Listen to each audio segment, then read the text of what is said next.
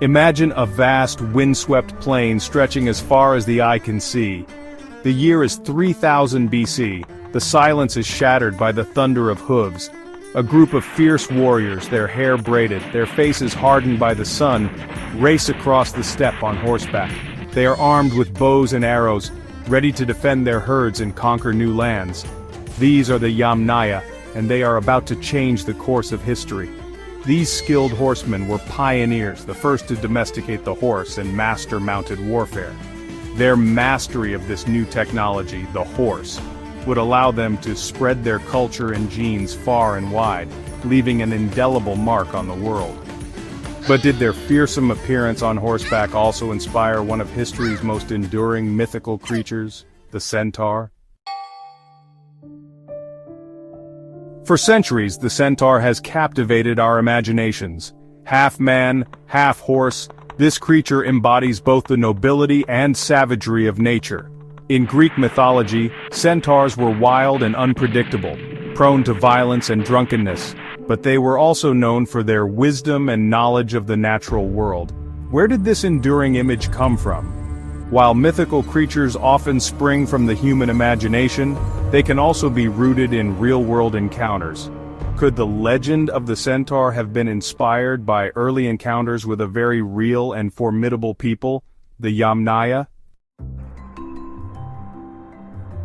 The Yamnaya culture flourished on the Pontic-Caspian steppe, a vast grassland stretching from modern-day Ukraine to Kazakhstan, from around 3300 to 2600 BC. They were a nomadic people, their lives intertwined with the rhythms of the steppe.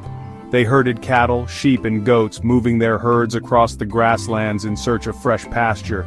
Unlike many civilizations of their time, the Yamnaya left behind no written records. Our knowledge of them comes from archaeological evidence, their distinctive burial mounds known as kurgans, and the artifacts buried within them. These burials offer a glimpse into their beliefs and practices.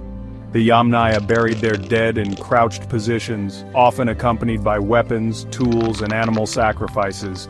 These grave goods suggest a belief in an afterlife and a deep connection to the animals they herded. Perhaps the most significant aspect of Yamnaya culture was their mastery of the horse. They were among the first people to domesticate these animals, a development that would have profound implications for their society and the wider world. With horses, the Yamnaya could travel farther and faster than ever before. They could cover vast distances, expanding their territories and interacting with other cultures. This newfound mobility transformed the Yamnaya into formidable warriors. Mounted warfare gave them a decisive advantage over their enemies. Imagine the terror of witnessing these warriors, appearing as if from nowhere, charging into battle on horseback. The sight of a man on horseback, a single powerful unit, would have been awe-inspiring and terrifying. Could the image of Yamnaya warriors on horseback have planted the seeds for the centaur myth? It's not difficult to imagine how stories of these fierce horsemen, told and retold through generations, might have evolved over time. Details would be exaggerated, memories blurred, and the line between reality and myth would become increasingly indistinct. Imagine a group of farmers unfamiliar with horses witnessing a Yamnaya raid for the first time. The speed, the power, the sheer otherworldliness of these mounted warriors could easily be misconstrued, their forms merging with their steeds in the heat of the moment.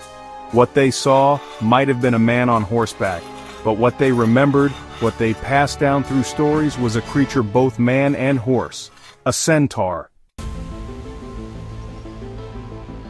The Yamnaya's impact extends far beyond their immediate geographical sphere.